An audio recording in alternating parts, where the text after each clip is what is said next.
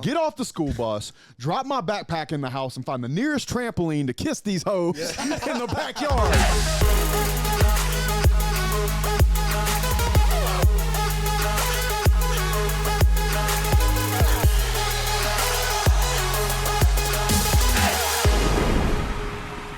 Straight over there, joined today with my co-host, Mr. Vegas himself, J-Roc, and my guest, man with many talents, so many feathers in the hat, and again, somebody I can call my friend, Justin Waller. Welcome to the show, my friend. I'm glad to be here, Birdman. Mom, we'll get into that later. We will. We should. But first of all, thank you again for coming into the obviously the studio. We spoke about doing this.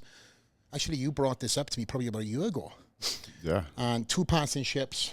You've come in, I've not been here, vice versa. But we have seen each other many times in the last year, Utah being one of them. And we've got to know each other personally. We both now are chasing, speaking on various different stages around the world. So you and I share that same passion. But listen, this podcast, mate, can go in any different direction. I'm sure with all three of us in this room, it's going to get some laughs and a lot of information. But most of all, mate, again, thank you and welcome to the show. I'm glad to be here, man. I wouldn't have missed it. Yeah. My man. Well, this guy sitting in the corner next to me, another man that has many introductions and many feathers in his hat.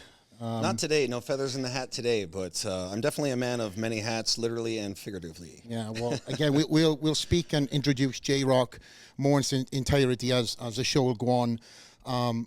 But again, I'm glad to have both you in this room. Again, with this podcast without the cans, which is weird. I normally have fucking cans on, and I can hear myself talking. Yeah, but you have to understand the room that you're in, Flex. This man spent this money on this hat to look so ruggedly handsome. Exactly. Let's be honest. And Why are we not wearing fucking cans? And I, with this luxurious golden locks of red hair, would not mess that up either. So if you want to put cans on, you're more than welcome. Well, I do have a head full of hair, even though you'll say different. Even you'll say different. This is what he told me last time I was with him. He's like, Flex, you're starting to get bald in the back there, man. I'm just saying, and he is. I mean, I was up there. I could see it. Yeah. And real friends hope you get better. I know. And what did I do? Well, we can't tell people. Or they just make fun of you enough until you're forced to change, right? So, well, this guy says, "Hold on a minute, I have something for you." He disappears into this room. We were in Keaton's house. Yep. Brings out this fucking salt shaker, what it looked like a salt shaker, and it's like, "Stay still." He starts pouring this thing in my head, like this, and he takes a picture before and takes a picture after. I'm not gonna lie to you. There was a big fucking difference. Salt shaker? What is that? It's a little Aikido move. I'm actually coming out with my own, so I can't pub them. Oh, got you. Yeah. I think I'm gonna come out with my own. Well, let's just talk about what you're bringing out then. Well, I haven't developed it yet. I just think that if I give it away now, since I'm so true to using it and giving it to my closest friends, that I should just hold back. I'll put it to you like this. The salt shaker works. I'll show you the pictures. All right. It's incredible. Yeah. You'll appreciate it. Yeah. My man. Well, listen, you grew up with very humble beginnings. A lot of people will see you for all your viral videos, your relationships with the Tates, and not know that, again, you came from Louisiana, very, very humble beginnings, as I mentioned. You and I have got to truly know and talk about some of these stories, and I'm very, again, grateful for you to break down a lot of walls. And how this kind of happened was we were speaking. We were in a 4-5 man kind of mastermind. Yeah, it's really interesting, actually, that you're bringing this up, because you particularly and those other 4 people would have been the only people that I've ever said these things in front of. I would have never even thought to say some of the things that got up. It was the exercise itself, but yes, shout out to Renee, but yeah. We have the same speaking coach, and obviously you're friends with Renee too. J-Roc's going to get into that world as well when he finds time. But we were in this. Find it, right? Yeah, we were in this in Keaton's house, and it was part of what would you say, like a? It was like an unpacking. Yeah. To find ways to connect with the audience inside of the ethos of what Renee would want you to do. So a lot of Renee's stuff, and I wouldn't give away too much of it, is just like you have to allow them to see some level of the deepest parts of you to connect before you give them your message. Right. And I think Renee does this in a very elegant way, but to get to there's some exercises that I think that, you know, he was having us go through. Right. And that's kind of where the phase, like where I'm in, where, you know, I had a rough childhood. I had a lot of things, traumas and a lot of different things in my life that for, you know, almost my whole life I couldn't really talk about, you know. I had to go through all these healing processes and things. And so I've never had publicly speaking about any of this. I mean, even my best friends, even my dad, like there's like things that, you know, I buried the pain and just kind of, you know, soldiered on. And so, you know, Flex, you know, we're so close that, you know, I've opened up to him, you know, quite a bit. And so he brought Renee in and was like, bro, your story is incredible. Like you need to like start telling people this because I think you can help people. And so Renee, you know, sitting down with him and having the conversations, you know, for me, it was just, how do I publicly say these things that I haven't been able to even say to like my closest friends or family? And how do I put it together? Because, you know, these are things that really happened to me and I have to be okay with them. I've had to go, you know, a lot of soul searching to figure these things out and be okay with them. And, you know, being able to be open and vulnerable about those things now in front of strangers is a completely different thing. And so, you know, Renee, Flex, you know, I mean, obviously Flex, you know, he's given me a real push, you know. I had never thought of that. And Renee, you know, we're going to do, you know, I'm going to do the whole course and kind of understand that and kind of figure out how I'm able to, you know, put those all together, like you said. And very similar, he's like, you know, you need to put that story out so people can identify with some of these things and really kind of understand you before you're telling them, you know, X, Y, Z after that, right? Yeah, and I think Renee's completely right. And sharing these things with them allows them to hear you in a different way when you go to drive your points home. Right. I think if you come on stage and just tell people how great you are, Yeah. like people, like they've had enough. And that's actually the last thing I want to do, because I don't think that's coming from the most genuine place, because it kind of insinuates that you've always been on top. Right. And that you've always, like you were born gifted from God. And I do believe that I was gifted from God. Let me be very clear. But that's a mindset choice. Yeah. 100%. That's the thing you tell yourself in order to, you know, help keep your own personal psychology in check. But shout out to Renee Rodriguez. Shout out Renee. I'll see this clip on your channel, my friend. Yeah. Be over the moon, all three of us talking about It will not take long. And good. Tag me, bro. I'll repost. Yeah. But you're absolutely right. It's like in moments like that, when you do these types of exercises and you're with people, even if they're acquaintances, you can't help but get much closer to them because you get most close to the root of the thing that made them who they are. And so that was a really intense day. Yeah. It was a lot of unpacking in a lot of different ways. And then the way in which that we had to do it was it was so on the spot, and it was meant to dig so deep that you just had to say the words as they came to you. And so I thought that was one of the most interesting parts of that day. And if I'm truthfully honest with you, obviously I knew you as I began the show as the personality. I seen you as a successful entrepreneur. I seen your relationships with various different people. I knew we had many mutual friends. Right.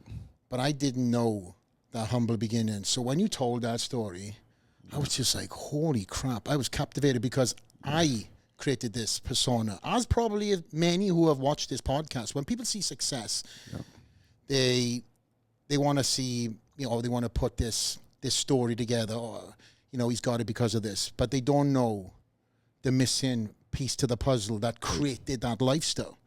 Now, when you told that story as a child, which was a traumatic story, not that I want to talk about that. Yeah. You were very uncomfortable about talking about it at first, and I was like, bro, this is it. Yeah. This is it. And I think everybody in that room, and again, just say again, thanks to Renee, he created a safe space for us all to talk about, because again, his ego is in that room, right? Everybody's a bunch of them. Everybody's got that persona. Everybody's got that kind of like, you know, everybody's the king of the castle in their own world. Yeah. But I think you set that first domino off, because the whole day changed then. And I think it also brought you and I closer, because then I was like, man, this guy has got a story that I can relate to. Yeah. Humble beginnings, same for yourself. Let's talk about the humble beginnings. You grew up in Monroe, Louisiana, correct? Yeah, I was born in Monroe. Born in Monroe. Yes, and then very quickly, after a divorce, we were shot up to South Carolina for about a year and a half, and then relocated back down to the Baton Rouge area, where let's just say that it wasn't the best part of town, and it kind of made me. I was definitely a minority with ginger hair, so I would get A little standard. yeah. So I would get in my fair share of scuffles, let's call it. Yes. And then we moved to a different town right outside of Baton Rouge, a little town called Denham Springs. And that's where I finished out all of my elementary school and junior high and high school. And from there, I actually went back to Monroe to play football for ULM. And that was my little golden ticket out of ending up working in the plants on the Mississippi River. You know, I always bring up the movie October Skies. Have you ever seen it? I haven't seen it. It's this movie No, I haven't seen it. about this kid that he grows up in a coal mining town. Yeah. And everybody in that town that goes to school with him ends up going to work in the plant. It's like a generational thing. Right. So the kid had he had dreams, right?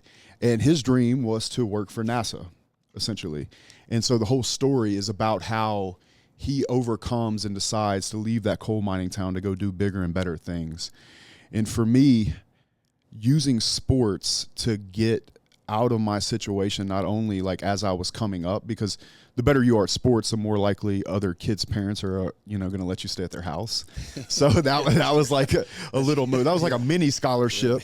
But that gave me a lot of consciousness on things that were possible, at least like what the middle class and sometimes even upper middle class lived like, which was good because that kind of set me on a trajectory to believe that I wanted to go to college. Now, looking back, I think we would all agree that maybe college could have been a waste of time in a way. Like if I could have that 4 years back to put into my career instead, yes, I probably would take that, especially if I had the information that the kids have today. Yeah. But we're talking about 2005 when I graduated high school. It was still at that time, you graduate high school, go to college, get married. It was the blueprint.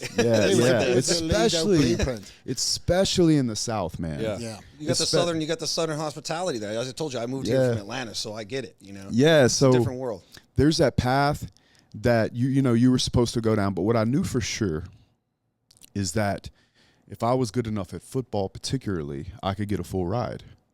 And so I was playing football, baseball, basketball, and then decided to quit doing everything but football after my sophomore year to try to gain some weight. So that's what I did. I found my way out. Looking at it again, I wish I'd have known you. I always joke that I wish I'd have done like steroids in high school, because these kids, they would leave for summer and like not work out with the team and they'd come back. And this would happen in college too. A dude would leave for summer, come back and just be 30 pounds of muscle heavier. And I'm like, I don't know what you were taking, what kind of Walmart protein you were on. And the joke was on me, bro. Yeah. Do you remember 1AD? 1AD, yeah, of course. Yeah. Okay, so I was a sophomore when 1AD came out. And there was this one kid who was a defensive end.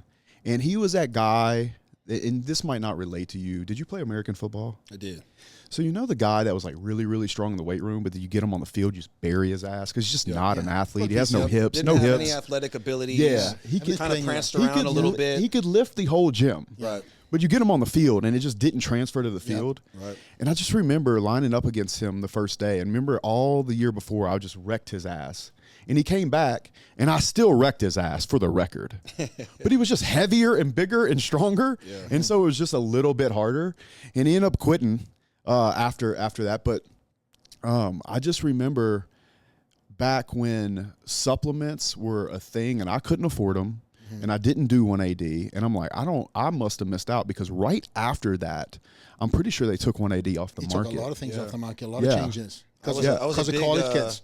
Metrex guy, those chalky Joe Montana bars. Like I used to eat those. Oh, bro! Before the internet, so it's like you didn't really have that much information. They're in racetrack gas stations. That was my favorite protein bar, the chalky Metrex, but it had that creamy film kind of before you got to the base, like a little chocolate chip in there. Yeah. I do to this day. If I found a box of those, I would buy them by the 12s. Bro. Yeah. I love those. Those and a sugar-free Rockstar. If that shit up. So you dislike them and he likes them. Am I getting that correct? No, I like them. No. I literally at times, because I didn't understand fitness and health the way I do now, and there wasn't the information. We didn't even have the internet, right? Like we didn't have cell phones, so it wasn't like you could just look it all up. I was reading muscle magazines. I was reading whatever. Yeah, this one bodybuilding.com was really big. Exactly. Yeah. All and so things. I was eating those like nobody's business for a lot of years, for sure. So was I, dude. I had a conversation with a coach at Texas Tech recently, and he was my offensive coordinator when I was in college. And he was at Texas Tech, and we're just kind of catching up. And he said, Justin, this coach at Texas Tech, the things that they're doing for these players, the way they're tracking them, the way they know where their blood's at, he said the things that you guys did is prehistoric compared to night before the game. Everybody's eating pasta, just spiking their insulin through the roof. Just the way that industry, particularly college strength and conditioning, has changed since just when I've been in school. So you call that, 14, 15 years. He said it is unbelievable. You would not recognize it. Yeah. The programs have changed so much. I mean, even like when you start getting into this like LeBron Jordan thing, and like, dude, LeBron, health and fitness and the understanding had come so far from like when Jordan was there in comparison to LeBron, and it's like we're continually advancing now, and like these athletes now today have so much more advantage because they have the knowledge, as well as the supplements, as well as the peptides, as well as all these things that just didn't really exist then. Yeah. Looking at your wrist right there, you've got something that's tracking. Oh, the Whooper. The Whooper, yeah. I mean, I feel like, and I got him one because he was making fun of me. Me and Blitz, we wear him, and we like. I struggle with it. I've had a Whoop, got rid of it. I've had an Oura Ring. Don't like wearing rings. Yes, yeah. I thought about getting an Oura Ring and putting it like on one of my toes. Does it work? Would it work? I don't know that it wouldn't work. I don't know fucking having a toe ring is, you could probably put the is a Whoop on fucking your weird ankle claim, and to be it would honest, bro. I get it. Is that a fetish? Is that a fetish? Hey, there's places for everything. Yeah, I'm going to see a clip now. Jay Waller's into freaky shit. He puts rings on his toes. Yeah. Show your feet. You're at the beach club, and they're like, cool toe ring, bro. Yeah. It's an Oura ring, okay? Yeah. I'm like winking at him. But the data that this thing gives you is, for anybody who's serious about their health, and it gives you all the data, your HRV score. It really breaks down your sleep. One of my problems, and I've noticed, is like my cortisol levels, and like I'm waking up every night about 3 times per hour, right? Which is a problem, so it's really identified a lot of things within inside my body that I geek out on it. And I had to get him one because I'm like, bro, you're going to love this. Like just understanding the data every day and like really understanding, because it even breaks down, when you're overtraining, and it's like, you need to take the day off. You do not need to train today. You've not recovered enough. And so it gives you so much data that it's like, it's making it, it's really fun for me to understand that, because I've overtrained religiously for years. Right. Because I'm a gym rat. Love it. But that goes back to what you were saying, though, the difference with now modern technology, information that wasn't there on YouTube and various other platforms, and now it's being seen in these colleges. And obviously growing up playing rugby, if you want to think about how archaic US is, well, so behind. I mean, the weight rooms back there was either something donated or welded. And we won the British colleges, my team. I know you've done pretty well in Arizona. I don't want to skip off that part too. You got some bragging rights you need to say about what you won on. You did okay. Yeah, but the rugby side of things was so archaic, and nothing was data tracked. It was get in, bench press, you can lift the heaviest. Guys were blowing out fucking biceps and just trying to keep up with the boys, all different weights, weight classes in a sense. But then the rugby field, the weight room was really there to put some timber on your frame to take the impact. It wasn't really performance-based. There was no knowledge saying, okay, do these things to increase your game in this department. Now, what we do with Arsenal Strength, we actually go in and we build the college weight rooms. We've just linked up with the XFL. We do all the XFL weight rooms as well now with Arsenal Strength. And everything is data tracked. I just went over to the PI. And it blew my mind, the advanced technology, because again, you come from a fight background, hitting pads and it was so kind of like old school. Now, if you hit pads, there's sensors in pads. Right. They've got sensors for grip strength, velocity. It's like the Rocky IV Drago. Right, exactly. Right? Exactly. Yeah. But again, that is the new kind of athlete we have here walking in the gym. And they want to track their data. And I'll be honest with you, as of probably about a year ago, I probably had no interest in it. But now, again, the people I'm around and as I'm getting kind of more interested in that world, the health and benefits from all that stuff, there's There's a guy over here that turns up with a whoop. I mean, yes, whoop, right? A Red whoop. panty night. Yeah, a whoop, yeah. A whoop. I was going to put it, I told him I was going to go buy a dildo and throw it in there and leave it at the front desk with his name on it and a little bow, but couldn't have time before the podcast. Welcome to the shenanigans of the gym. When you decide to do it, I'll go ahead and get that toe ring. There you go. Get him back to humble beginnings, my friend. So college, finish off the college chapter, and then I want to talk about how you got into your first business endeavors, because that kind of skyrocketed. So a lot of people today are facing hard economic times. Let's say they're coming in their college, or they're just coming into adulthood and they're walking into this hyperinflationary environment where things don't look so great for them. I graduated college in December of 2009. And my entire life, I've been told that if I make decent grades, I go play a sport, or I get into college somehow and I get through, that I can 1,000% get placed in construction management. And growing up where I grew up, I always say that the only way we knew to make doctor money would have been in boots, because the only people that we saw really making money around us, particularly in our neighborhood, like the guy that had the new pickup truck, was a guy that was in construction. And so that was the only consciousness I really had, or else I would have picked something else, to be honest. There's better business models. Let's be completely clear about that. So I went into construction management, and it was 100% job placement when I came in as a freshman. When I graduated as a senior, there were no jobs. It was just, we were just in the middle of everything that happened in 2008, and there's just, that opportunity was not there. And at the time, it really hurt me. I was coming off a breakup.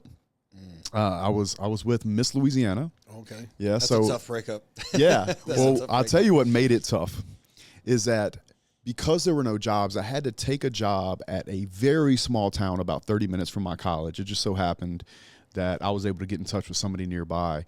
And I was putting hay and digging around catch basins for a project. They were expanding the interstate through this small town for about 6 miles. But on the way to that job, there were 3 billboards of this woman with her crown on that I had to drive by, and my beat up pickup truck making $15 an hour with a college degree. Yeah. It was a down moment for me. And I think that even though I was the one that broke up with her, how it is, you break up with a girl and then, you go back and forth and you end up getting your little heart broken in the process. But it was a down moment. There was no Instagram at that time, so she could start throwing up the photos and all the games, man. Like that, because that has just changed the game from another level. It's just, that's a real thing as well. Yeah. But then also with that, you have to think your imagination gets you True. at that time, because it's like, if you don't know what she's doing, you don't know what. Yeah, that's true. So it was like, it was a rough time. And I think most of it had to do also with the fact that I'd felt like I'd done everything right. I did exactly what everybody had ever told me to do to be successful and get on the right path. And it just so happens, due to how the debt cycle works, I came out at that time. Reflectively looking back, it was an absolute blessing. Mm-hmm. If I would have gotten that $75,000, $80,000 job that would have quickly got me into 125 and a company truck and an office and a big project manager position in Dallas, let's say, I would have been, life creep would have happened.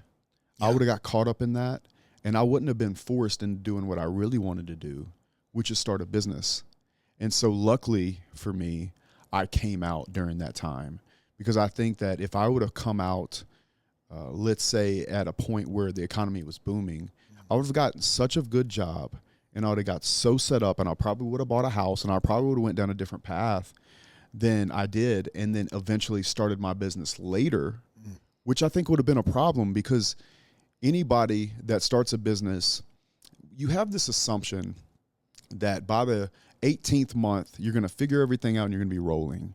Well, I often say I made goals at 24 for 30 that I was not yet qualified to make at 24.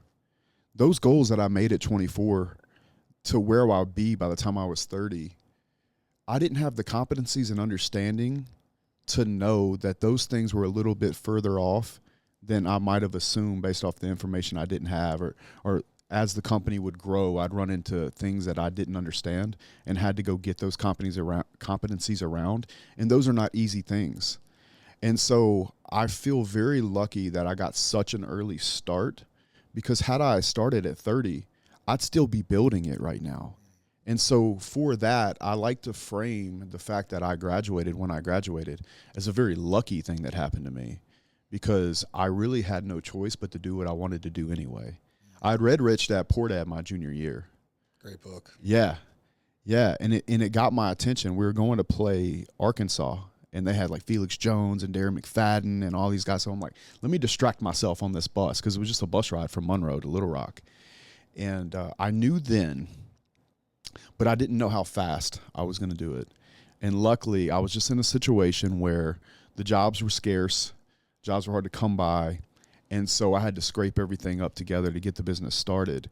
And I started sooner than I would have ever started otherwise. So I'm very lucky that I had that downtime in my life to get forced into something that I ultimately wanted to do anyway. So I want to talk about Red Iron, right? yeah, Red Iron, yeah. So how did you go about starting that up? And what age were you, and what year was this? Yeah, so I was 24 when that started. We'll be at 15 years next year. I started off, we were doing backyard metal buildings. So originally what happened was after that job ended in that town called Bastrop, I had to move to Baton Rouge. And I was waiting tables at Texas de Brazil. So I would do metal buildings during the day and then wait tables at night. Let me just go ahead and say I love Texas de Brazil. It's incredible, that isn't it? place. Yeah. It's incredible. Sponsors for the show, Texas. Yeah. It was actually, my first day was one of the shittiest days ever, because it was all still in this time frame, right, where your heart's still broken. You're like, what the fuck is going on with my life? How did this happen? How did I do everything I was supposed to do and then end up back in my hometown waiting tables? Right. Like it was a blow. It was a blow. And eventually it got to such a point where it's like, no, I'm starting a business. So I go to find out how much it costs to start a construction company and get licensed legally. Well, you have to have a $10,000 net worth. Okay. Well, there was nowhere to go on that. I mean, it couldn't go to your parents. There was no pennies to rub together there. So I'm like, okay, I got to get a real job. So they're building this hospital in Baton Rouge called Women's Hospital. And I was going everywhere during the day, just giving resumes out all the time. And I see this job site, and I'm like, I know this is not a construction company office, but I'm just going to go try. So I go in the first time, and I'm like, can I see the boss? And I got my little bullshit resume, which basically says nothing, but I put up metal buildings when I was 14. You also put some extra stuff in there. Yeah. Fluffed him up a bit. Yeah, I'm really good with people. I did my best. It was complete horseshit. Yeah. So I'm in there with my my resumes, like I'm a door-to-door salesman, and I go in there the first time, and I'm like, can I see the boss? And the lady's like, son, this is a $40 million project. I can't just let you see the boss. Now, this is in a job trailer on a job site. This is not a corporate office where you go apply. So already what I'm doing is complete bullshit. Okay. Like it's very forward, let's say. Second time, Justin, she knows my name after the second time. Third time, I go in.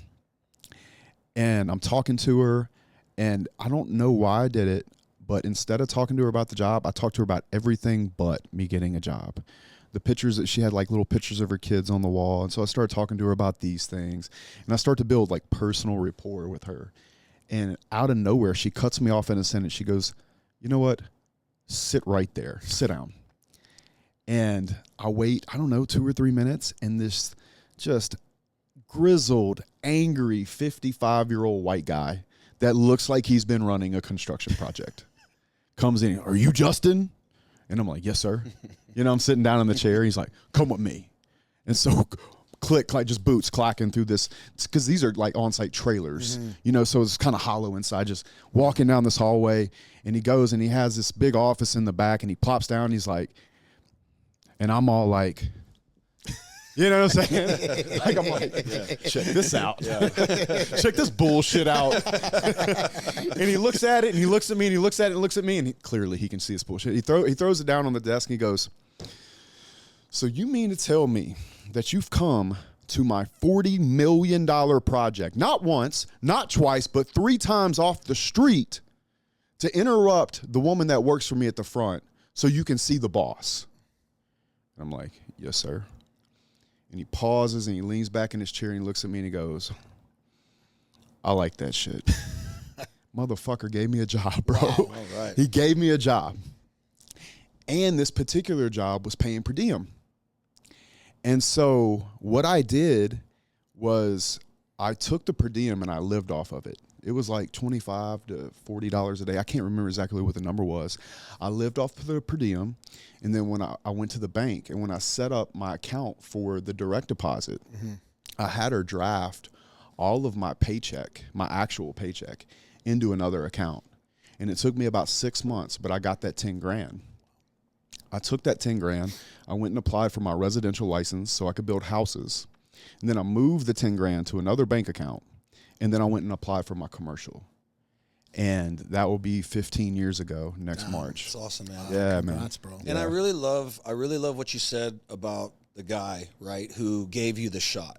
Because I bet you've done that exact same thing. You saw some kid come in, he was hungry, you gave him that shot. Yeah. And he's gonna, right, that's paying it forward, and I really appreciate that. And when you see, you know, for me, like I've had that opportunity to kind of be the guy who's paid it back. So it's really cool to hear that. Yeah, it's a very fulfilling thing. And I think the reason it feels so good is because you see a part of you in that young man. Right. And we all need that shot. We need their foot in the door. Right. And, you know, it just takes the 1 foot to get in. Right. And kick it down. And it's that persistence Yeah. that gets respected, I think, the most. Is like when there's like the kid just won't quit. He's not even scared of me yelling at him. Right. Like in that moment, even if that guy would have yelled at me and kicked me out forever, a little piece of him would have respected me. You know what I'm saying? Definitely. And I probably would have kept coming back or sending mail, you know? So a couple more tries. you know, but it is those things that it allows people. It's the bold that win in life, you know, and that's the kid I want to give the opportunity to. The one that just can't go away, won't go. Like he has a mission and he's on it. Because honestly, he's the one that I'll trust to do his job once he gets there. Because I know he's persistent. And I know no matter what comes, he's going to find a way around it. I want problem solvers. And I think that's what he wanted in that situation. And certainly what I wanted. And he gave me an opportunity and I took it. And at 24, being young, obviously you've got very little experience in that world. right. How hard was it for you to then get on the first peg in the business and get that business moving? And how long did it take? It was hard for multiple reasons. Again, the things that they teach you in school are not the things that actually come up so much in the real world. And so in the very beginning, we were doing small backyard, like 30 by 40s, like sheds. There's this company that's all over the South called Mueller's, and they sell these metal building packages where if you want a shed or a man cave in your backyard, they have the engineers. Yep. They spit the stuff out. It goes to your house. You put it up. And I was doing like little $5,000 contracts, 3-man crews. A lot of my tools are getting stolen. There's a lot of drugs. Like, let's face it, like a lot of times nobody, especially people that are going to do projects like that, they can't get on a commercial job for various reasons that have nothing to do with them being a Boy Scout. Let's be honest. And so it was, in the very beginning, it was bootstrapping enough business to learn as much as I could about it. Even though I'd been working on metal buildings, that's what got it in my consciousness. Is my stepfather did metal buildings growing up, and we had a house fire that put us in his boss's house for a week. And I'm like, oh, this guy makes money. I've never been in a neighborhood like it was in my consciousness then that construction would be a good thing. And we did the backyard buildings, but I knew that legitimate money would have had to been in commercial. And so that's why I'd gotten the commercial contract in the first place. So from there, I had to find mentors quickly because it can take one project and you can get wrecked. In fact, I had it happen at 26. At 26, I had a job in New Orleans. We did a school project that a guy walked off the job on me, and it cost me $25,000 because I had to get my contract supplemented. So if you're a subcontractor and you have a general contractor and you're working for a school that have what's called liquidated damage, and liquidated damage is like $3,000 a day for every day you're late. And what ended up happening was when that guy walked off that job, that was the only superintendent I had because we were small. Because you're always trying to fluctuate the amount of work with the manpower. So you're always constantly trying to juggle it. And if you have a good guy, you got to keep him busy. And I only had one. And so like keeping that balance of the work and the talent is always one of the harder parts, especially when schedules get pushed back. They don't pour slab or whatever. Long story short, I lost 25,000 and I had to go work as a project manager for a company for a year. What I did during that time is I picked up mentors in the metal building commercial space that started to help me develop all the estimating and all the things I needed to do to really get the bids correct in the first place, get my proposals right. And I'd wake up at like 3 or 4 in the morning, I'd go work out, and then I'd go estimate work before my real job started. And then I'll never forget, I thought I was such a baller. I got $500,000 worth of contracts. And I knew that was enough that if I left my job and I hit anywhere close to the margin that I had estimated, I'd be fine. So I put in the resignation and took off again. And we definitely have, as we have evolved, we've grown into, new problems. That's why I'm a big believer in sticking in a business all the way through until you get to scale. Because I believe what happens a lot of times is that many people, they take a business to a certain point in scaling, and if they're successful, they might go start something else. But for me, I really wanted to get it to where we were building buildings nationally, because then at least I can feel like I've gone through the process of actually scaling something with systems and bonus structures and policies and procedures, safety, quality, production, all these things. And in theory, I had it really good on paper. And when I was dealing with the guys in the backyard, I really wanted to spend time with them. I thought we could be like the Google of metal buildings. I thought we could all get close. And I found out quickly that those guys didn't care about those things, that those guys would steal from me. They didn't, and nothing wrong with them. They were on their own struggle, right? So I got very systems oriented instead. And then it took me about 5 or 6 years to understand that it's got to be a mixture of the people and the systems, because without the people, without having the hearts of the men, the systems won't work. But what commercial allowed me to do is pay more money, get better types of people in. And we still faced our issues, with cash flow. There were many situations where I had to take a second mortgage on the house to make a payroll. I definitely should have went bankrupt at 28. I got down $1 million one time. And at this point, I was well known in the metal building space. I was the youngest member of the Metal Building Contractors and Erectors Association. And I knew I was down $1 million, and I knew that there's a really good chance I was going to have to fold. And my whole identity was tied to it. Like I was metal building Dookie Howser. You know what I'm saying? Yeah. Like I was like the young one that was like coming up, taking, one day I'm going to run this whole thing. And man, it hurt me. It was my whole identity. And I was certain I was going to lose it. And I just, for whatever reason, I couldn't fold. I just couldn't like push the trigger on doing it. But you were close. Yeah, I was close. I knew the math didn't work. Like, I'm like, okay, well, I'm out of second mortgages, and I'm looking at my accounts receivable, and I'm looking at next week's payroll, and I'm looking at all the credit cards and the lines of credit and our work in progress. And I'm like, I just don't see a way. And I went to my main mentor, and I talk about this guy a lot. His name's Mike Reynolds. He's systems contractors out of Colorado, and he was the previous president. And I pulled him aside in San Diego where like everybody's drinking whiskey and having fun. I'm like, hey, Mike, man, listen, I'm pretty sure I'm gonna go bankrupt. And I'll never forget, he looked at me and he said, son, if you don't think that you're gonna go bankrupt every 4 years, you ain't doing shit anyway. Wow. He slaps me on the shoulder, walks by me, and as he's walking away, he goes, I'll see you at the bar. And I'm standing there. Like I thought that he was going to tell me something impactful, right? Yeah. And I had basically 2 things happen to me in that moment. Number one, all of the guilt and shame and anger towards myself went away. And then number 2, it's like, I'm a part of the club. You know what I'm saying? Yeah.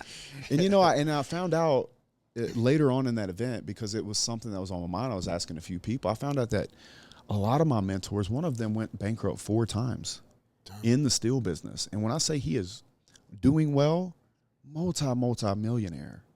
And I guess the point I make is that in that moment when he told me what he told me, I was expecting something else. He gave me the exact opposite thing, and it just set me free in a way that I can't really even explain. It was the best tough love that I've ever received in my life. And it wasn't even my father. Yeah. It was a guy that just, he had been there. He understood what I was saying to him, but I just think somewhere he knew that was the right answer. And it's saddle up, cowboy. Like, it's not the first time and it's not the last time. And I try to remember that in the aspect of knowing that I'll probably face that again someday in some business, somewhere, on some real estate property. But I'll always have that moment in my back pocket that I saw it differently. And that's why I always say you can tell the size of a man by the size of his problems. Because we're all going to have problems in life. Some people's problem is they can't pay their light bill. My particular problem is that I was owed $1 million and I didn't see it coming fast enough to save me. And so I was able to really take that energy and go, further than I actually even had planned to when I was making my goals at 24. Oh. And today, I mean, man, I got guys from California to New York working right now. We're all 50 states in the Caribbean. We hang still everywhere. And I'm not saying it's sunshine and rainbows at all. I have guys that I had an Airbnb get burned down last year. Guy smoking a cigarette in the wrong state, thinks it's still Louisiana. It's moist outside. It's not. It's dry. And burn half of an Airbnb down. Like, things happen still, right? But it was the struggles of that particular business that really helped me develop who I am as a person. I remember being like, God, why? Why did I pick this business? I could have put this energy, this life energy, and all this ambition into anything else. And that's how I felt, whether it was true or not. And I would have been substantially more successful faster. What I think it would have cost me is the things that I got to develop along the way, not just around like skill sets of understanding construction accounting and like how to, do a, cost-based accounting and all these like different things you have to learn. You need to lose sometimes. Yeah, to really win. It was a character thing. You have to feel what that's like to lose, Fucking so that you never get back there and fix those things. And that's just what makes you better. And in the I moment, agree. when we're in those moments, we're asking God, why are you doing this? Why is this happening? And it's because He's trying to teach you that lesson to get better, right? And so we all need those losses to become better. Right. And like you're praying and you're like screaming at Him. It's like, I'm doing everything I can do. Like, why? Right. And, people ask me why I waited so long to get on YouTube. I get asked that quite a bit. And I used to not understand it. I really didn't, because I wanted to. Around 26, 27, that's when I was watching like the Brandon Carters, and I started to get a grip on who Grant Cardone was. So I started studying real estate more, and I'm like, that's a good place to be. That's a place that I would really enjoy if I could get to a place where I could have the fulfillment of giving back and teaching people. Obviously, it comes with a lot of success. It comes with, certain social statuses that can really change your life. And as badly as I wanted to, I knew that I would not be able to do it until I had become a liquid multimillionaire, because I would have felt the hypocrisy in it. Right. And it really hurt me because I was trying so hard to get there, and I knew I was giving my full effort, and I still couldn't achieve it on time.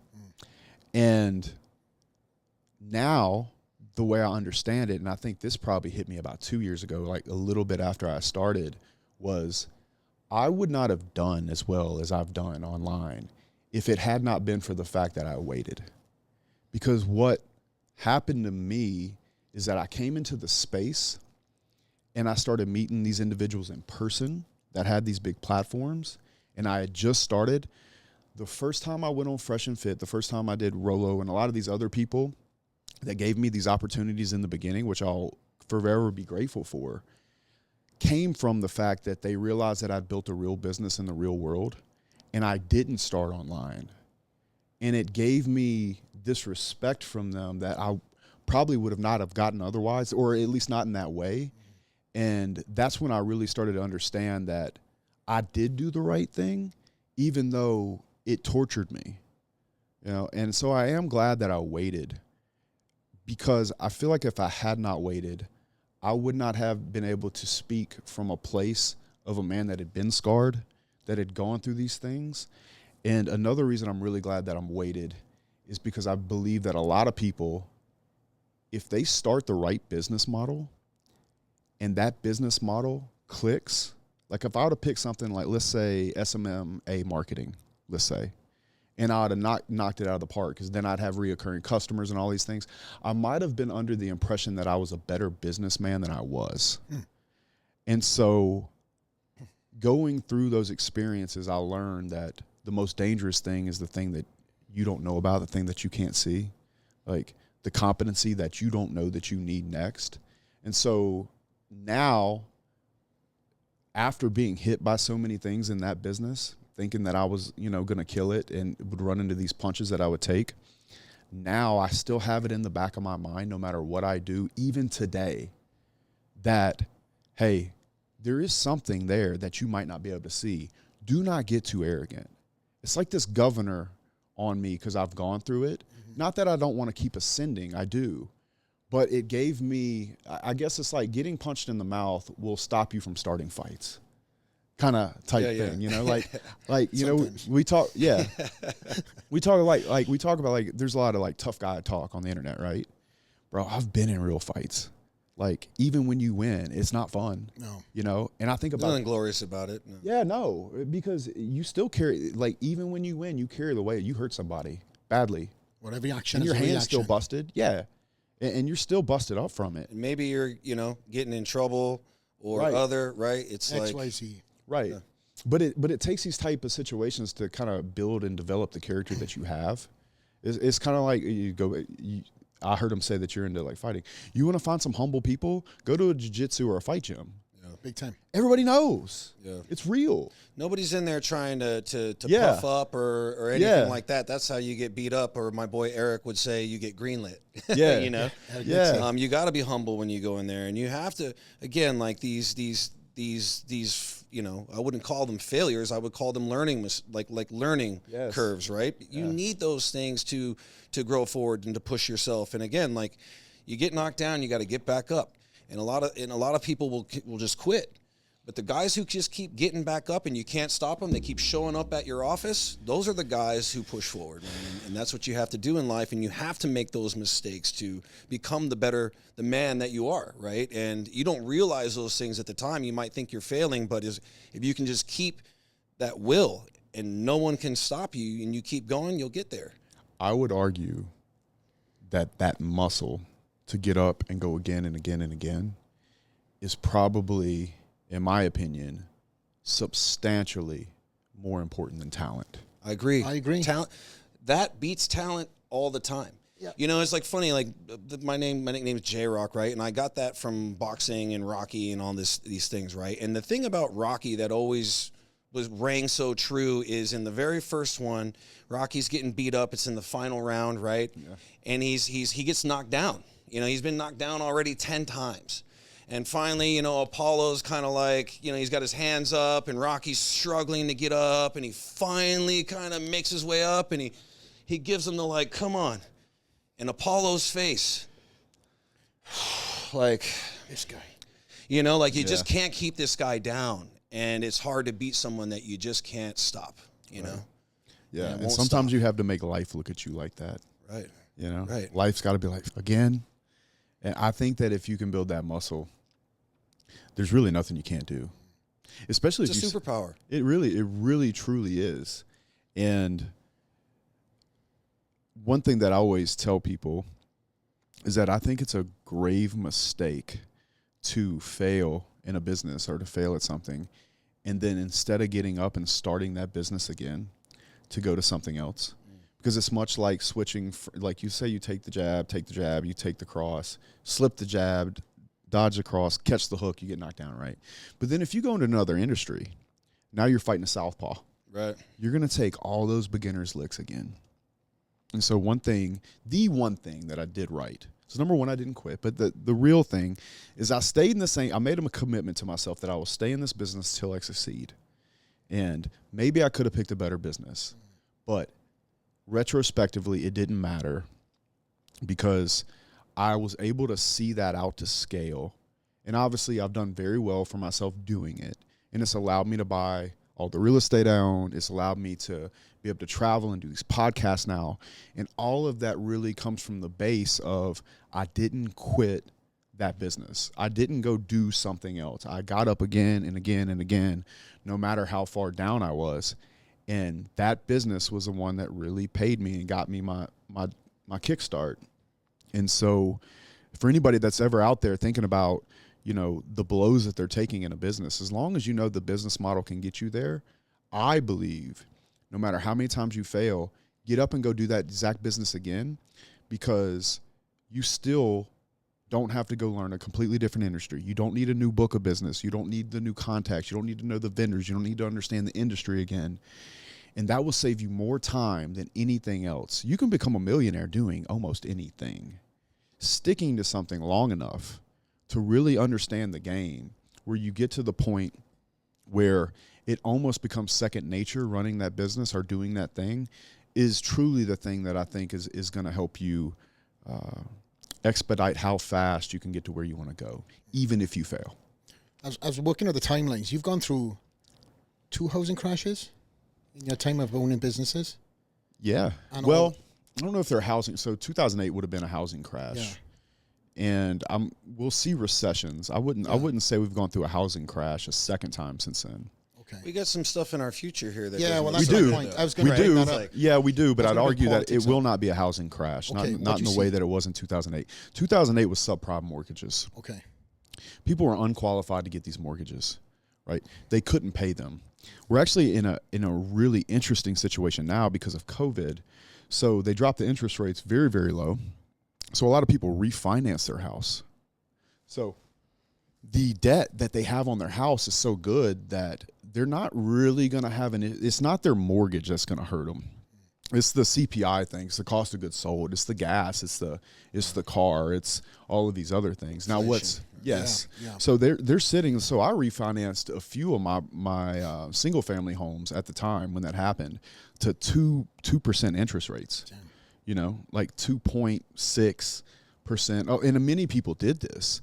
And what that's doing is that's basically making people do remodels in their house or adding if that's what they want to do. But I don't find that we're in a position that people are going to go default on their mortgages because of the mortgage itself, which is the real reason for 2008. Right now, we're in this situation where we're printing all this money. Inflation is going through the roof. People that are having normal jobs that used to be able to buy their first home, they're not able to. So I think what's going on in this situation is much less going to be a housing crash, but more of like an inflationary issue that is just going to really hurt people in regards to the job that they have no longer covers the lifestyle that they need to have a family, have their first home, get married, do all the things that maybe we could have done in our earlier career. I think that's the part that's really hurting people the most. Yeah. What that's going to look like, I'm not sure. You know, people keep saying the interest rates are going to drop, but I don't see how with inflation continuing to rise. I mean, the Fed pulls the lever based off of, heating and cooling the market. Well, if the market continues to stay hot and continues to do this, there's not a lot of room to pull that lever down. It's an election year, and tough election year. Tough. I'm gonna tell you, I think this year is going to be one of the most impactful years the world ever sees. It's not just America. I think 40% of countries are like important elections are happening this year. Very much so. And we're in this very interesting, on the verge of World War III, sending a bunch of money to Ukraine. We're having these issues with sanctions, which changes things around oil and our currency. And then you have BRICS. Right.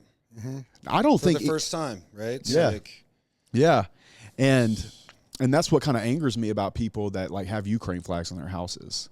I have no clue. It's like, first of all, not only are you a dickhead and ignorant, you're ignorant.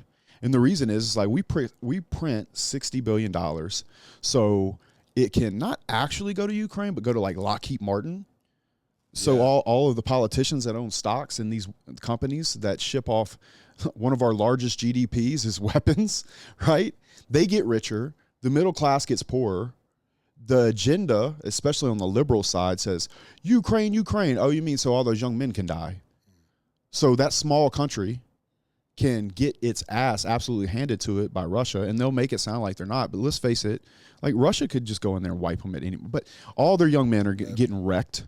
Both sides. Yeah, and then the women are leaving, and getting out, and then you with your Ukraine flag on your house don't understand that your job at Starbucks and the money that you make at Starbucks, your $7 to $10 an hour, whatever that is, now has a substantially smaller spending power than it did before we started printing money and sending to Ukraine so boys could die. And even when you why do you have a Ukraine flag hanging outside and not an American flag? 1,000%. And that's because there's been this whole anti-American thing that has happened. When we grow up, like in the '80s, right? It was super American. That's Everything right. was, And you know why? This is, We had a common enemy. Yeah. It was like Russia. Right. It's a Rocky story. America was Rocky together. story. In a lot of ways, it was a Rocky story. Right.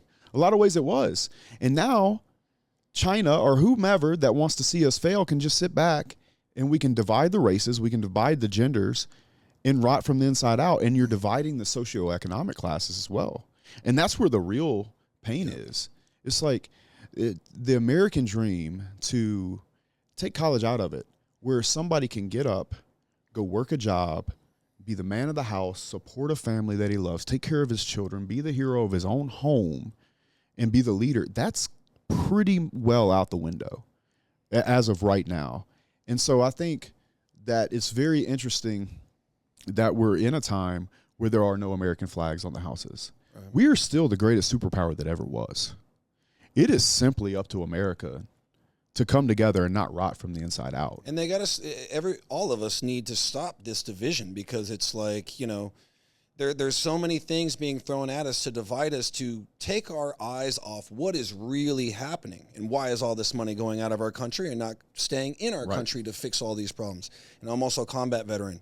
You're cutting veteran benefits for illegal immigrants that are coming into this country, when these guys are killing themselves every 22 minutes, right?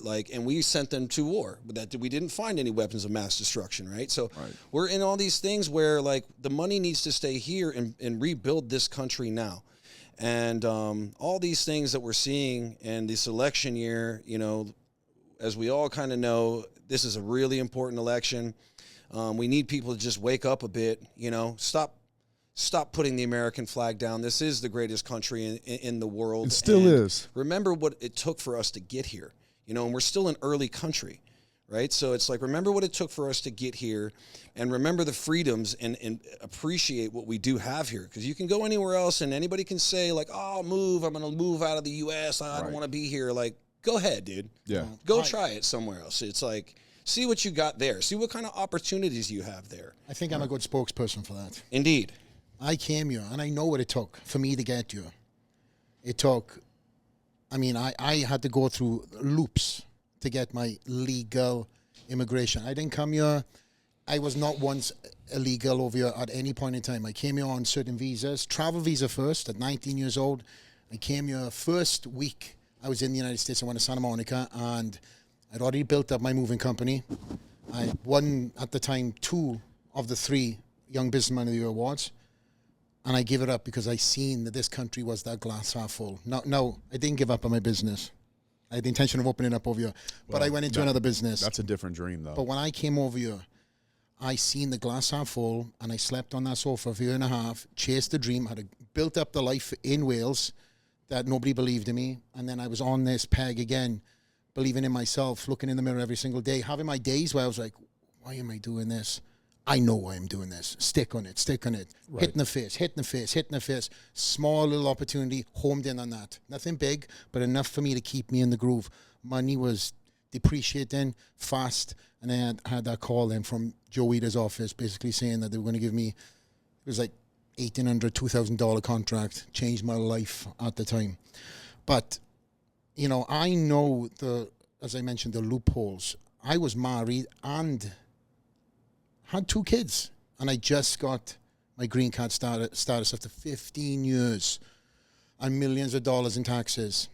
So when I see this incredible country, and I still think it's the best country in the world, and I'm Welsh, it's kept this accent strong. Like my home, where I come I thought from. that was a New Jersey accent. I'm trying to learning new things every day about you it. can never get a brand, bro. I've got a brand, okay? I'm doubling down. I know what my home or where I was born, but this is where I live, and I've been able to create my own dream, my own businesses, family, and I'm still hungry and driven because, as you mentioned, as also did you, the lessons that I've learned through failure has kept me in the game. Because had I not failed in my earlier part of my life, even this thing, right? I can mention this. The last time I was in a sling and in a cast, I was 15 years old, and I got the news that I was half a centimeter away from having my arm amputated due to that operation. So I sat there during the summer holidays, manifesting what I wanted to do next when I got out of this sling. And it's crazy. Backflips, walking handstands. You've heard some of these stories, as have you. Everybody thought I was crazy. But who fucking done it? Me. Because as you mentioned, this is such a powerful tool that we're all blessed in this room to have. And thankfully that has carried me throughout my whole life to get where I am right now, as it has with you guys. All right. How would you say that watching content or taking courses or going to events or reading books helped you on your path? Did it help motivate you to keep you aligned to what you wanted? So growing up, I had horrible attention span in lessons. The area I come from, again, they do their best. The teachers are actually some of the teachers were there from the old cane days when I was there. So these guys had tempers, but unfortunately they couldn't use the cane on you anymore. Very strict. Any kid who wasn't paying attention was sent to the back of the class or the front. That was me. I was always looking out the window, looking what was going on in the PE department outside in the fields. So I never got to truly have that education until I left. I was in college. College changed the game for me. Again, the blueprint we talked about. Didn't know it was anything else outside of that. And I realized that education and knowledge is power. I started surrounding myself with certain people. And when I got to the US, same thing again. Now I've retired. I've surrounded myself with different people of substance, knowledge, gratitude, humility, all of the above. People I want to emulate and again, rub off on me in the right ways. So him and I are friends. But it wasn't really, again, until I came to the US that I started being around these certain mentors that were speaking about, getting knowledge from X, Y, Z. Didn't have that in Wales. Nobody even told me about certain books that you guys may have read in school or college. So I feel like I lost out on a big chapter of knowledge. And even when I started my first business, just like you, I threw myself into the mix. I was like, I'm going to learn as I go along. I had skills that other people of 19-year-olds at that age didn't have. And that was a little bit of charisma, a little cheeky charm, a little bit of humor here or there. And that was... You had some muscles, too. I had a little muscle, too. I'm not going to lie. I did win the universe when I was 20. But it was the guy who they answered the door to was also the guy that physically moved their property. And I think it was something reassuring that, yes, I was the boss, but I was also with my crew, and I led from the front. But that knowledge I gained on site, the textbook knowledge and the mentorships, I gained way later on in life. And that's actually what I was asking you about. It's like, I don't feel like I learned anything, particularly in school. It was the hunger to understand how to actually get what I was trying to get done once I had started the business. Or really, I'd have to say that my education started. It was all after school. Yeah. It was just like, I don't know how to do this. I have to go find ways to learn from somebody that has done this. I told somebody on a podcast the other day, I easy have 7 figures in me buying coaching from people, or books, or events, or all of the, I spent loads and loads of money with eMyth. After I read eMyth, I had a personal eMyth consultant for like 2 years, just getting everything in place that, to be quite fair, wasn't in school for me to learn anyway. And because I was the same way. I was labeled 504 in America. That basically means you have ADD. And I don't even think that I had ADD, and I don't think you did either. I don't think you had an attention problem. I just don't think you were interested in the subject. I fucking I was definitely exactly wasn't. the same way. Yeah. I had a Definitely tough wasn't. time in school, and I felt stupid. Yeah, that's You it. know, I was called yeah. stupid. Yeah, I felt Yeah. stupid, you know. I would stay after class. I was that dude, had to do all the extra Yeah. work, and it made Same me tutors. feel like Yeah. I'm just not as smart as the rest of these kids, which gave me a little bit of a complex, you know. And as I got out of school and realized that, you know, you have to be curious and you have to learn some of your own things, because really, you don't really utilize any of this stuff you learn in don't. public school. And right? the It's like, timing is not applicable to your life. no.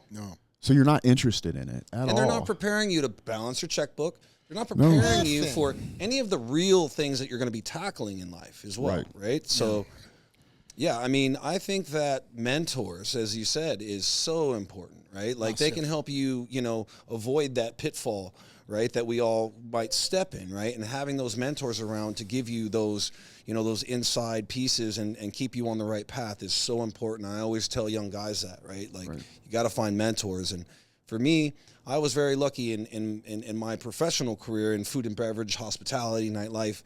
You know, I've had, you know, Jason Strauss, right? He's the top nightlife, you know, impresario in the world, the Tao Group's largest nightlife company in the world. He's been one of my best friends for a long time, and I'm lucky to have him in my life to look at those contracts, right? Because, you know, there's so many little things where guys can get you in a contract, or, you know, different pieces that he's helped me avoid some of those mistakes that I would have made. And I've made a lot of my own mistakes anyway. And there's times where he's like, you don't listen to me, Roc. Like, you're still, because there's times where I'm like, I hear you, but I'm going to do it this way because this is what I feel in my heart. So I am still true to myself in a lot of ways, and I'll take risks that I feel are necessary. But there are a lot of things those mentors can really save you from and really put you on the path. So it's definitely a thing that I plan on mentoring some young guys as I continue to grow, you know. And that mentorship, though, that is kind of a nice segue into something that you're doing right now with school. Yeah, so we just started a new school group about a month ago, and we're taking this group of people and helping them create that vision that they want for their life, and we're doing it in a very systematic way. I have this relationship with myself I call the rock and share test, where I was at an event, must have been late 20s, and they had you could either write a eulogy about what they would say about you at your funeral. So you had to close your eyes and imagine that everybody you love and care for is in a room and you're there in the casket. What will the person writing your eulogy say about you? But then you have to write it. It's dark. It's a dark exercise. I'm actually going to install it next week into the group. But then once you have that vision of let's call it the man you want to become, from there I use the man that I want to become as kind of my North Star. So I chose to write it to my grandfather instead of write it what they'd say about me. But since then I've changed it to writing to the oldest version of myself that can no longer live my life. I'm sitting in a rocking chair. I can't go out and do the things I used to do. And now I work for him and I communicate to him. So when I'm making a decision or I'm scared or there's a big real estate property, they'll say it's bigger than one I've ever bought, and there's anything that is stopping me or slowing me down, I literally have this like ongoing conversation with the older version of me. And I keep selfie videos and I keep them all along my path in my phone so I can go back and watch where I was over the course of time. But it helps me make decisions and it helps me move forward with a little less fear because I'm retrospectively looking back at myself now. And it just allows me to kind of put it all in perspective in a way. And then also, I just want that old man to be proud of me. And so the things that we're doing at school that we're actually going to, in fact, install next week is like creating what that vision looks like and then working back to what it's going to take along the path, the things that you have to do on a daily, weekly, monthly basis in order to see that vision come to life. You were talking about vision. I truly believe if you can see it clear enough, you can make it become a reality. It will happen over time. So we're doing that. And along with that, I'm actually coming out with a real estate course that's a little bit different than what you would commonly get in an online course. So not only are we going to teach the course, all the different ways that you can make money, let's say based off of where your career is, the capital you have, fast money, medium money, long-term money, but also where those things make sense in the debt cycle. You know, a lot of people got hurt in 2008 because they were sitting on a bunch of houses that could not get sold. Even now, when I see people building houses right now, I'm like, who's buying these houses at 7.5% interest rate? Like, what's on the other side of this construction schedule for you? Did you think about the debt cycle and where we are? Like, I'm asking these questions, and maybe they know something I don't. But when I see people building, and I just wonder, like, who is the buyer at the end? And so it's like these types of things that we're going to be very in-depthly teaching people in the real estate course. We're going to call it Allies, something a guy named Chris Rood is going to do. But not only are we going to do that, but for the students that join and they run into a deal that they either can't tackle themselves or they can't fund, we're actually going to partner with them on the deal. Wow. So not only are you going to come in and we're going to show you how, and then interactively talk to you about, let's say, the underwriting process or what you're dealing with a buyer or a seller, or structuring a deal to make it actually work, particularly in this type of market with the bank debt being so high. You kind of have to get creative sometimes on the terms, whether you go owner finance, IO, all these different things you can do. Yeah. But if there's a situation where it makes sense to partner with the student, we're going to take that step and step in and help them get the deal through, which I think is something that is completely different than what's been offered thus far when it comes to just teaching a course. Yeah. So Chris, my partner on this, he's got 19 trailer parks himself. He's been in the business for a long time, and all of whether it's flipping, wholesaling, building, developing, you know, big apartment buildings and big trailer parks like the ones I own, raising money, whatever that looks like, we're going to be there with them in the trenches, you know, and even doing deals. So I'm looking forward not only to seeing people make money that go through the course that we're building together, but also hope to see them at the closing table. So I'm excited about it, man. I really think it's going to be a fulfilling thing to do. Fantastic. It sounds amazing to think, like, you know, from this group of men and women, right? Like, you see their growth process as you're really building them at the same time. I think it's really special that. Yeah, I'm excited about it, man. It's like I had a call with the people that are going to help us with the marketing and the sales today, and my main thing is, like, I don't want any money that I don't feel like didn't come from us really helping somebody. Like, I want you to poke holes in every part of the course. I want you to poke holes in every part of the program, everything, like, because you know how it is, man. It's like you don't want to make money from something and not feel like you actually gave somebody that value. Right. And you know, like, people are out here like saying that maybe Baller Busters shouldn't exist. I actually kind of support Baller Busters in a way. I know they're not online right now, and maybe they're attacking people I know and I like, and I'm not saying that I like that. But what I am saying is that, you know, in a lot of ways, especially in 2024, you can take a course, be 20 years old, regurgitate that course, and make a lot of money. Yeah. And then you can turn around and sell, you know, CEO University. And you can also shut the fuck up. You know what I'm saying? Yeah. Like, you don't have hair on your balls, son. I know. Yeah, you know, it's like you got all these young guys, snake oil salesmen. It's like, what have you accomplished? Life coaches. Who are you teaching? 20-year-old life coaches. Yeah. Right. And you see it. And I think it's these scars that you get that when you do go out to help somebody, it, like, that's the number one thing that I can think about. That's all I can think about right now is, like, how do we make it work? How is it truly, truly, truly valuable to them in a way that will change their life? Because, you know, I heard a guy say this, and he's so right about it. His name's Keith Cunningham. Keith Cunningham does a lot of stuff with Tony Robbins, actually. Okay. Nobody comes to see Keith, right? I did. Because the only Tony Robbins events I've ever been to had Keith Cunningham. Most people go to Tony's events so they can jump up and down and shit and have a party. It's like church camp. No disrespect to Tony. Complete G. Love it. Keith Cunningham is kind of boring, but he's so good. And what he says about people with courses, he says, you know what hay is after the horse puts it in his mouth? When it comes out of his ass, it's shit. And that, my friend, is a course. That, my friend, is a course that was regurgitated by a 20-year-old that rented a Lamborghini and is telling you how to live your life. I have no disrespect for those young guys that are hustling. I really do. I think the ones I like the most, though, are the ones that do interviews and give their value through talking to people that have done it. I can respect and appreciate those guys because they see the opportunity in the industry, but they know they've not built a business yet. And so instead of putting, kind of a front up as if they did, they simply go find value and bring it to people and they monetize it that way. Yeah. And I think that, every generation has a new set of problems that come with a new set of opportunities. And there is a gold rush to social media. And I understand that. And I understand that as a young man, you see this opportunity to grow a platform. And I understand why they take it. And if they take it the right way and go about it the right way, I think they'll be very happy with how they went about it. But I think there's some of them that could regret it in the future if they end up taking a lot of money and realize they didn't help anybody. I think that would be an issue. And I think anybody that's gone through a real business would have that as the number one alarm going off in their head, is to make sure that this value is real.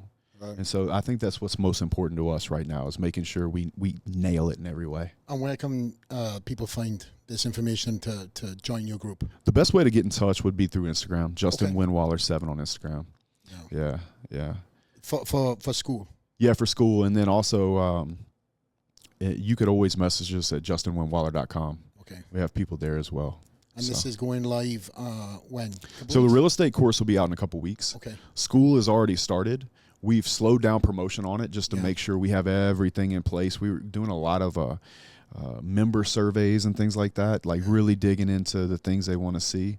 I kind of learned. I tried to do a fitness app one time in my 20s, just for a little blip for like a year. And one thing I learned about product development is you can always guess what the feature is that people are going to use, but you're way better off just putting it in their hands, and finding out what it is that they use. And so I'm kind of taking that approach to it. So we opened it. Way more people joined than I thought they would. And so we've slowed down on the promotion a little bit, and we're like building these things out for them. And we'll lay that out next week, everything that we were talking about before. Yeah. Well, changing gears a little bit. Didn't you just get back from Romania? I was. Yeah, I was in Romania. How was your trip to see the tits? It was great, man. It's always good. It's always good. It's always a good time, man. I just show up. I don't even tell them I'm coming. Really? Oh, yeah. Yeah. And it's like, there's no change? Yeah, they don't care. In fact, they tell me, don't even tell me, just come. Yeah. Wow. Tristan FaceTimed me. Yeah, Tristan FaceTimed me yesterday. He was on a boat with a couple of what you might call stunning young women. And he's like, "Where are you at, cowboy?" And I'm like, "Be right there." So yeah, anytime I go across the pond, man, I go see them, because at that point I'm too close, so to not go see them. So I went and saw them. We hung out, had some very intense games of Uno, high stakes Uno, street rules, and I flew back, and I dropped off in Miami for about a week. And then I've been here doing podcasts ever since. Yeah, because you're in Vegas doing a podcast tour right now as well. Yes, I've done 6 or 7 in the last few days. Wow. Yeah, this is my last one that I'm calling it quit. This is the last one. Right. Yeah. Yeah, we're trying to, we'll keep it chill. Yeah, mostly it's because Flex is a horrible text messenger. Hey, Flex, when you like a day later, oh mate. He'll always get back though. At some point, he does. Always come he's back. gold. Yeah, he's gold. He's always coming back. I'll give you an air. Yeah. You got to give shit. I am notorious for looking at a text at the wrong time, whether I'm on a Zoom call or Google Meet. I look at the text with full intention of getting back. I've learned to unread the text, so then it doesn't. Can you do that to a text now? Yes. Yeah. You can unread the text. I've learned it's. I do you'll that. Definitely get an apology from him before you as you get the text back as well. Oh, bro, I'm so sorry. I know my morals. It's funny. I don't even sweat it. I don't either. No. Bro, people sweat too many small things, man. Yeah, well, I think it's the respect thing, right? And morals, integrity. It's all in this room. It's all in this room. No matter where we're at right now, I've never forgot, the please and thank yous and the apologies when it's needed. And I think a lot of people, when they get to a certain status, they lose that. It's because the novelty of them being them, don't have to say sorry or make the, not the excuse, but again, if I missed a text, I should say fucking sorry. I've just seen this or I missed whatever else. I feel like it's in my DNA to say that, right? So I feel like sometimes I do sweat the small stuff a little bit too much because I think the small stuff, that's what matters. Is That's what matters. Yeah, that's what matters. And that's when, we talk about every generation has a new set of opportunities, a new set of problems. Well, we're at this place where you can almost touch anybody in the world through it, maybe just one person instead of 6, right? But this generation didn't have an advantage that I believe that we had, which is a lot more of networking and interaction and building trust in person. Human interaction. Everybody's so online now. Right. Like, we had to go out. Like we couldn't just find a girl on Instagram and DM her, bro, right? We had to go out. I tell people all the time, I said, you think you got it rough. I had to get off the school bus, drop my backpack in the house, and find the nearest trampoline to kiss these hoes in the backyard. You don't know shit. Yeah. Right, bro? I'm walking around the mall with a notepad in my pocket, getting phone numbers. You know what I mean? Exactly. I'm in a nightclub talking to chicks. Some people think I'm fucking hammered. Yeah. This guy's fucking too drunk. Yeah. So, welcome to my American experience. Right. My British one's a little bit better, but nonetheless, the girl chase was a completely different game for me when I came to the United States. The accent did help. It does help, right? But in nightclubs, not so much. Because I couldn't hear you? Fucking can you? I'm in the year. And they're asking me, what's your name? I'm like, Flax. What's your name? What? Brett? Yeah, I learned. Don't talk to chicks inside nightclubs, but nonetheless, in kind of wrapping up this episode, what we at, Tyus? 1 hour and 20 minutes. Cool. We spoke about a little bit about everything. Obviously, we spoke about your upbringing. We spoke about businesses. Is there anything that you wanted to ask? I've got a couple more things, and then we can wrap it up. Are you okay? I've been enjoying the chat, man. I want to check out the course too. I want to just that's really interesting, and I love what you're doing there. You're improving people's lives. You're changing people's lives in a positive way, and I respect that a lot. You're taking what you learned and you're mentoring this young generation, in these classes, and as well as giving them a first step in opening that door for them. Just like we were talking about with this other guy, this gentleman at the construction site, in a different way, and actually in a more constructive way to get them to that next step. It's like an evolutionary mentorship, right? Yeah, I'm really excited about it. Yeah, so Hey, have you we're gonna seen give it hell. Seen the pin, the tie pin? Oh yes, indeed, Stitch Life. That's right. I'm repping, point bro. that out real quick. I'm repping. Yeah, we got to point And he that out. didn't even know, folks. That's I didn't the thing. know, guys. I didn't know. You didn't I know. didn't know at all. I saw this tie pin. I'm like, I'm buying that. So I'm probably gonna go back and get one. I'm gonna send you a few. I'm I'm gonna gonna send you some stuff. Yeah, I need some. So I like to match my watches and my cufflinks to a tie pin. Well, the details on a suit is what makes the man, right? Those little pieces on a suit. It is. Really, it's always the bring it up. smallest things. We're going to talk about that. Obviously, growing up with, holes in your pants and, kicking rocks and trying to make ends meet when you did get that first suit. What was just talk about the mental change, because we've spoken about it, but I want the fans to listen to that suit as this is your world. For me, it's almost like when Superman puts on his cape. Yeah. Everybody has, whatever the outfit is, it doesn't have to be a suit. But I think there's something psychological about putting a suit on and going into that mode that you go into. And whatever that is, for you, it could be a hoodie or like whatever workout gear, like whatever that thing is. I think you create an identity next to it. And it doesn't have to be about how flashy you are. Obviously, you want to do your best. But for me, it's very internal with, putting that suit on and then going. It's this identity thing. Now, getting my first one, it was a great experience, but I was so new to it when I got my first custom suit that I was still learning, like, what's the piping? What's this? Like, and then putting it all together. But then when you see it come together, and then you start to pair that with an action in some way, like podcasts, doing, going to a real estate closing, having a certain kind of Zoom meeting, and you're put together in this certain way that represents, where you're trying to go and what you're trying to be. You're kind of building that identity. I think that's the powerful part of it. I always say there's a man in a blue suit and then there is a man in a blue suit. It's the man that makes the suit scream. 100%. Not the suit.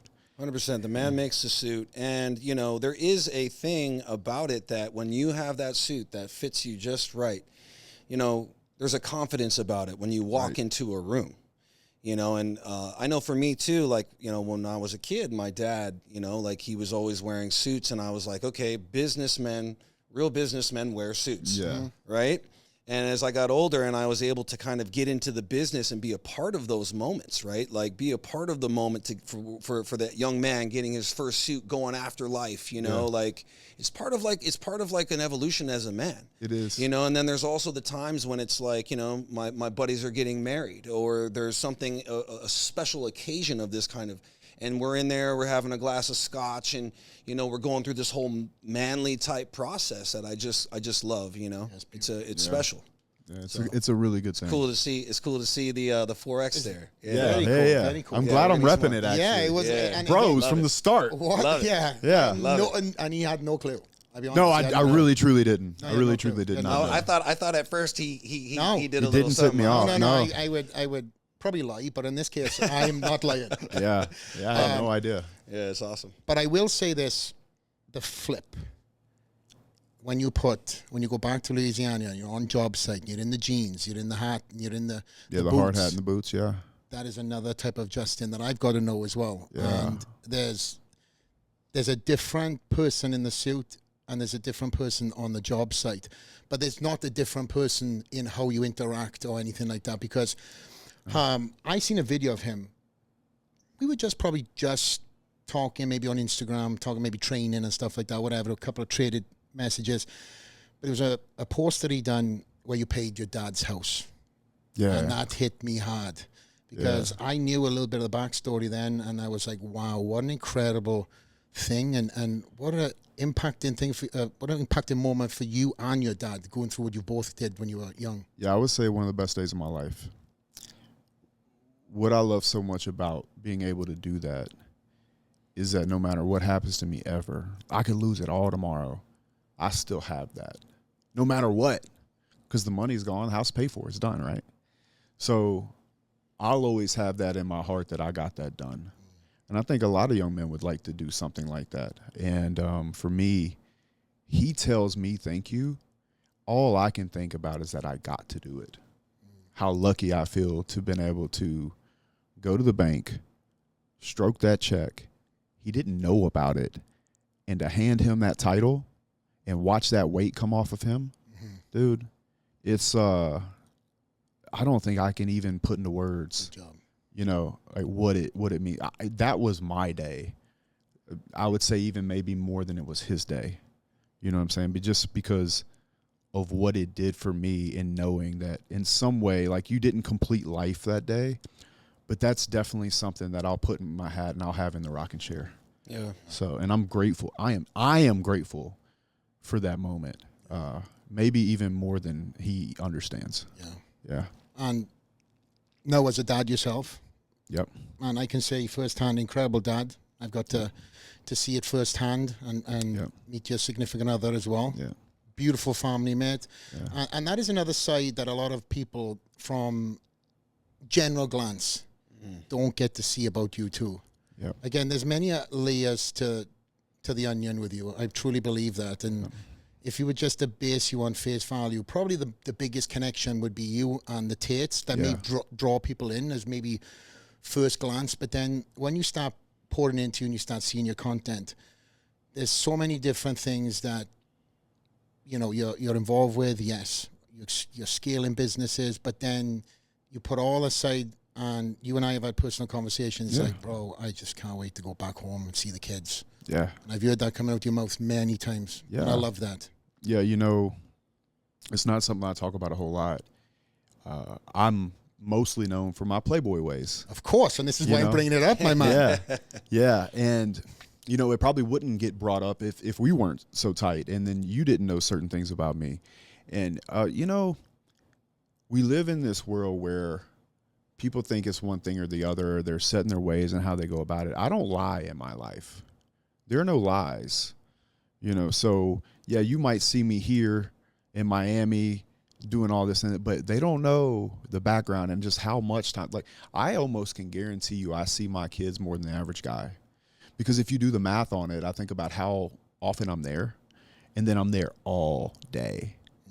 And they come and go.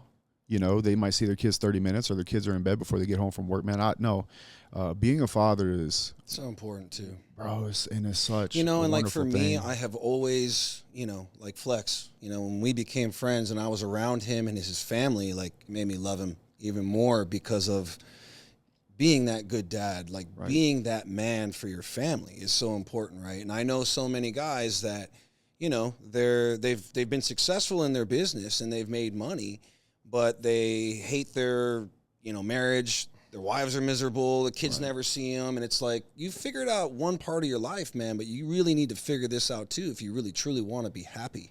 Yeah. You know, like if you're not around your kids, like, and you know they're not getting what they need from you, what are you really doing as a man to pass on your life experience? You know, like that is an important part, and I think as a man, and I mean I'm still no kids yet. You know, I'm still got just dogs, but one day I got that dog in him. That's what he's got. Well, he definitely does. One day Yeah. I look forward to Yeah. giving that in, you know, all the experience to this little human. And, you know, I love when I'm around Flex and his family because it's inspiring. I appreciate I it. That's want to good be the time. kind of dad you are. I appreciate I it. always say this, like, Be a good one. I don't Great one. ever want to be the person to tell somebody what a real man is. I think that's every time I hear that, I find it to be Agreed. quite arrogant. Mm-hmm. Like, who the fuck am I to tell you what a real man is for you? But I will say this: the man I want to be is a man that can hold a baby and slit a throat in the same day. I 100% agree, Yeah. Yeah, right? Because you need to be formidable, yeah, right? You need to have that, and you also need to be in touch with that side of yourself. I mean, you call it, you know, your feminine part or whatever. Like, you need to be in touch with your feelings, Right. and it's okay. You know, like we as men sometimes, you know, we get into this mode. Everything's tough, but like you have to be able to be loving. yeah. I believe that one part of masculinity that is missed online is that masculinity, even in its strength, can be gentle. Yes. Because there is a certain air of confidence and in knowing your capabilities that can allow you to be gentle with people because it's your strength that is secure enough to let it happen. And you also know that if they take advantage of it, that you could take action. And I think that is something that gets to be used when it comes to being a father, particularly with little girls. Yeah. Yeah, We've had them conversations. My gun collection Yeah. grew fast. every And time. I've also got I savages already around me. told him, I was like, when the age comes, we're going to be like bad boys opening the door for the first school dance. It's going to be Yeah. Den of Thrones, Den Yeah. of Thieves. That scene in Den Yeah, of Thieves yeah. when 50 Cent calls the guy back into the garage, and You there's seen like- that scene? No, I need to Oh, watch you got to it. see dude. that. It's Yeah, sick. so like the kid shows up at the house and he's like, Prom. come with me for a minute. He takes him into the garage and there's like 5 just like, I mean, dudes that look Goons. just like just came Goons. goons straight out of Goons. prison. And he's like, you know, my entire life I've been the man, you know, in control of my daughter's life. And it looks like today I have to hand that control to you. Also, Right. great scene. Yeah. Understand if that control and there's a problem, we're gonna come get you, right? Like, Yeah. I mean, I might be saying some of the words wrong, but Yeah. like it's very powerful scene. I love that. And he basically said that you will weep, or your grandmother will weep Yes. while you're in the wheelchair, something like that, Yeah, or whatever. yeah. He definitely gave him like a And he was a like, little okay, threat. sir, I will be delivering your daughter back at or 10 o'clock or something.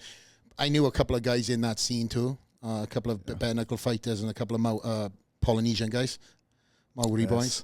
That's Big guys, crazy. great scene, and something that's in my head that I want to recreate for I'm real. with you. I'll be For there. real. Yeah. So I'm living that moment. She's only 8 right now. I think we got another double time on that. But Justin, pleasure to have you. You mate. Is there anything that you want to wrap up and say to the fans and viewers of the podcast that closing words? Well, thanks for having me, guys. I really appreciate it. I wouldn't have missed this. I've been excited to come see the dragon. It's Layer, right? Yeah. For a while now. And no, other than that, follow me on Instagram. We have jwallerdaily.com, so you can get the daily newsletters. I'm constantly sharing stories and things that I learned along my path that I hope are impactful. It's completely free. And yeah, we're just going to keep growing. Yeah, my man. Well, Yeah. anything else, Patin? No, it's been a great conversation, and Yeah, I've appreciate enjoyed it. everything that we've been talking about. It's been awesome. Thank you. Tyus, any parting words? You don't even have a mic, do you? We stole the mic because normally we've got 3 mics running today. But Tyus normally chimes in here or there. But Tyus, thank you for your parting words. I appreciate you in the back there, my friend. Justin, we will have that training session. At some point. At some point. But I will allow you to get a little bit bigger than me now in this process until I get back into the gym. I've been trying to get bigger than him in the process. He's done a good job, too. This has been at it. He's like, I think that's been a motivation for him. Now I've been injured. He's like, okay, I'm going to really take this up a notch. He's going to catch you. Several notches, actually. I really want to impress him, though, too, because we had some time off where, I mean, we were going hard. Yeah. And we were going really hard. And with his injury, like, you know, I'm like, I can't let this stop me from getting to my goal. I'm like, I'm going to show you. And in 3 weeks, we're going to be ready. And I was like, we're going to take a photo. I'll shirt it off because I like putting pressure on myself to hit goals and deadlines, especially even with my physical, right? Like I always give myself a goal. I'm not just doing this. I'm like, all right, that's the date. I'm going to be shredded and I'm going to have to take a photo. So I have to hit that date. And so we got a date coming up that I have to hit, and I'm working hard towards it. So. And unfortunately, my date is just to get out of this fucking brace right now. Oh, my man. Well, listen, I'm looking forward to having many more great memories made with you, maybe the fam, and also on stage, and many other opportunities, maybe in business. Who knows, right? But I feel like we've got some really great mutual friends that all want to see us do that next level. Put us in also in positions where it truly tests us, pulls the best version out of ourselves, puts us in vulnerable situations as we spoke about earlier. Right. But we've all leveled up. I've seen you level up. I got the chance before we shoot off air here to see you on stage from that very first time of us in that mastermind and just see it into fruition on stage, talking about a very similar story, and nonetheless being vulnerable that you never, as mentioned, also would have spoke about in the past. But it just goes to show how you're continuing to evolve personally, as well as in business and many other feathers to the hat. But again, from the standpoint of me and you being friends, the evolution has been clear, mate. That stage deliverance and confidence and that story you told me, it was fantastic. And I'm looking forward to seeing you on much more stages, talking in many more arenas, as you just did in Limitless. Shout out to Keaton also on that. Yeah, for sure. We're just getting started, my friend. Just getting started. My man, J-Roc, Justin Waller, Flex Lewis, we are out.